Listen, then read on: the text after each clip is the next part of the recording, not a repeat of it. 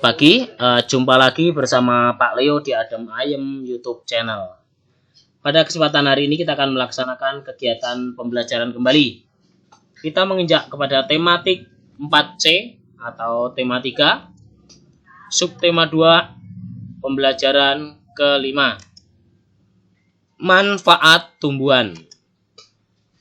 Tujuan pembelajaran kita, anak-anak mampu menjelaskan jenis-jenis batang, menjelaskan fungsi dari bagian-bagian batang, melaporkan hasil pengamatan tentang bagian-bagian tumbuhan secara tertulis, menceritakan fungsi bagian tumbuhan secara rinci.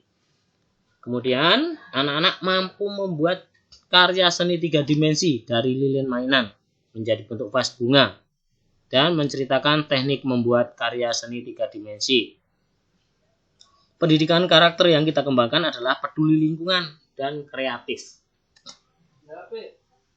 Manfaat tumbuhan. Tumbuhan terdiri dari bagian akar, batang, daun, bunga, dan buah. Kalian sudah mengetahui tentang akar dan daun.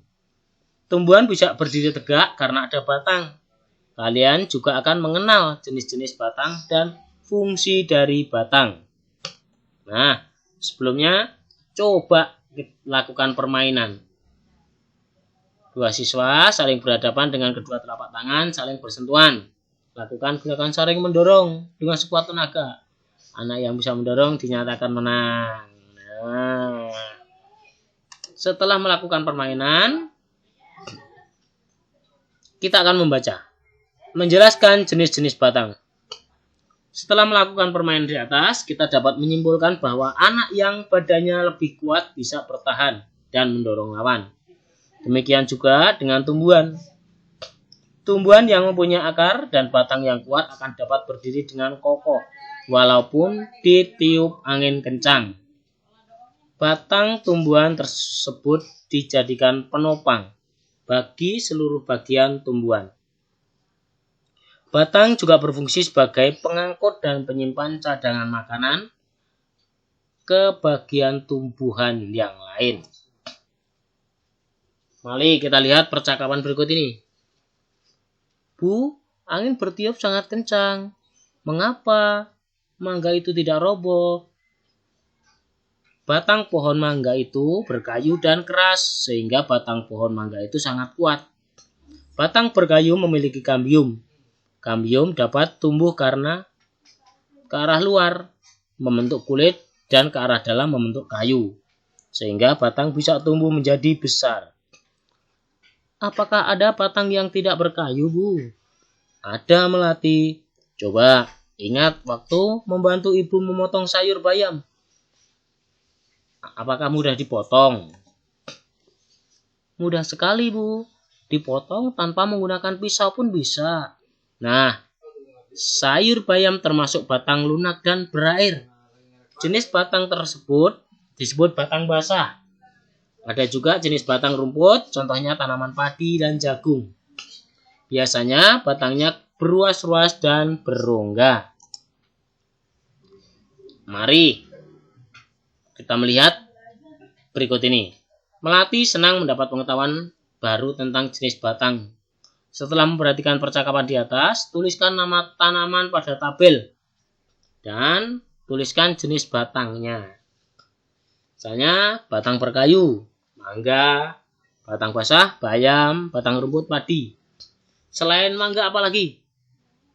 Ada rambutan, ada buah kedondong, pohon kedondong, ada pohon apa lagi? Nah, batang basah, bayam, kangkung, apalagi? Batang rumput, padi, jagung. Jagung termasuk batang. Nah, batang rumput itu adalah contohnya padi, kemudian rumput ilalang, itu termasuk batang rumput. Menjelaskan fungsi bagian batang. Setelah mempelajari tentang jenis batang, kita akan mengenal batang dikotil dan batang monokotil. Pohon mangga termasuk tumbuhan dikotil. Kita ingat kembali bahwa pohon mangga berakar tunggang. Biji buah mangga berkeping 2. Bentuk Tulang daun menyirip mempunyai kambium sehingga batangnya bisa tumbuh besar dan bercabang.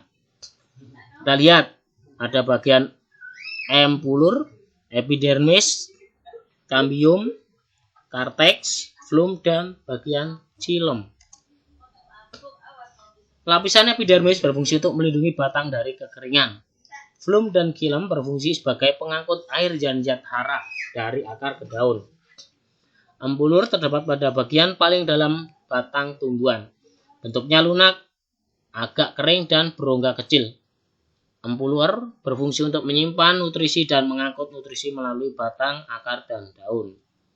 Kambium berfungsi untuk menyalurkan zat hara dari tanaman menuju ke daun dan menyalurkan makanan yang merupakan hasil dari proses fotosintesis.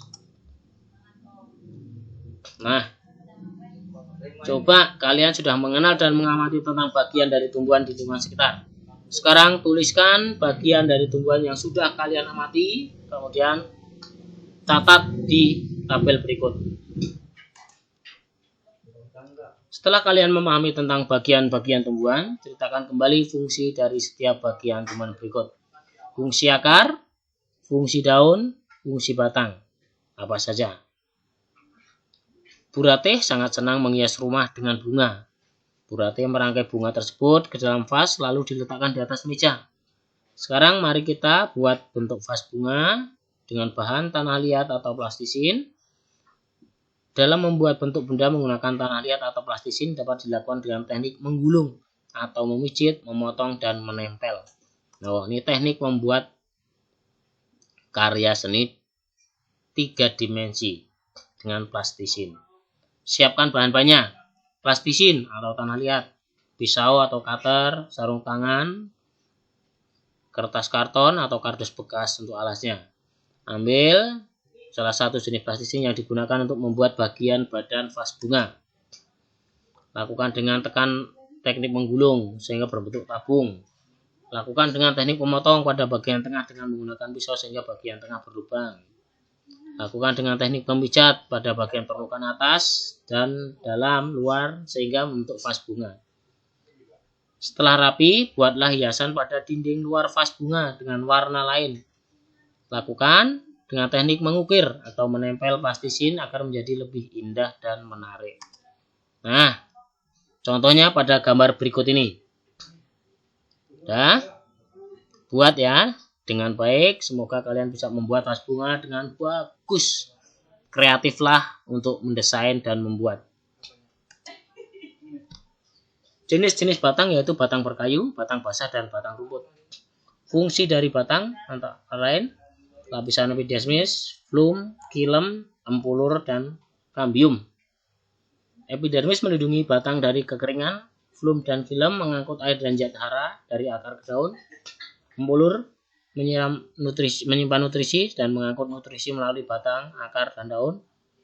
Kambium menyalurkan zat hara dari tanah menuju ke daun. Teknik membuat karya seni 3 dimensi dengan menggulung, memijit, memotong, dan menempel. Nah, apakah kamu merasa senang dengan pembelajaran hari ini? Apakah kamu sudah memahami tentang bagian tumbuhan? Apakah kamu sudah bisa membuat bentuk vas bunga dengan plastisin? Supaya lebih memahami tentang bagian-bagian tumbuhan, supaya lebih terampil dan rapi dalam membuat vas bunga, saya akan buatlah bentuk benda kesukaanmu dengan menggunakan plastisin. Belajarlah bersama orang tuamu. Terima kasih sudah bersama Pak Leo di Adem Ayem YouTube channel. Yang belum subscribe, silakan subscribe. Yang sudah, tetap di channel Pak Leo. Salam sehat selalu.